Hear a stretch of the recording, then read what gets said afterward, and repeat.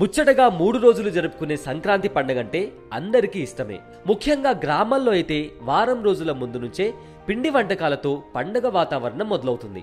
సంక్రాంతి పిండి వంటకాలు ప్రాంతాన్ని బట్టి మారుతాయి, కానీ వాటిలో ఉపయోగించే నువ్వులు, బెల్లం మాత్రం చాలా కామన్. కొందరైతే పండగ కోసమే కాక చలికాలం ప్రారంభమైన నాటి నుంచే బెల్లం, నువ్వుల వాడకాన్ని తప్పనిసరి చేస్తారు. ఎందుకంటే చలి విపరీతంగా ఉండే ఈ కాలంలో బెల్లం, నువ్వులు ఆరోగ్యానికి ఎంతో అవసరం. ఇంకా శరీరంలో వెచ్చదనం కలిగిస్తాయి. నిజానికి భారతీయ పిండి వంటల కోసం ఉపయోగించే సుగంధ ద్రవ్యాలు, దినుసులన్నీ ఆరోగ్యానికి మంచివే. అయితే బెల్లం, నువ్వులు చలికాలంలో చాలా ప్రత్యేకమైనవి. పైగా ఆయుర్వేదంలో ఈ రెండిటికి ప్రముఖ స్థానం ఉంది.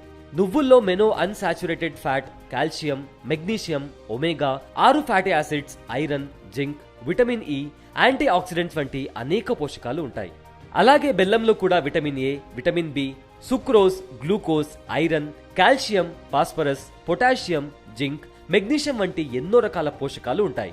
ఈ పోషకాలన్నీ చలికాలం వాతావరణానికి తట్టుకోవడంలో శరీరానికి మంచి టానిక్ లా పనిచేస్తాయి. ముఖ్యంగా చలికాలంలో ఎదురయ్యే చర్మకేశ సమస్యలను నివారించేందుకు విటమిన్ ఏ, విటమిన్ ఇ, రోగనిరోధక శక్తిని మెరుగుపరిచేందుకు విటమిన్ సి, వెచ్చదనం కలిగించేందుకు ప్రోటీన్, ఫ్యాట్స్ ని బెల్లం ఇంకా నువ్వులు కలిగి ఉంటాయి.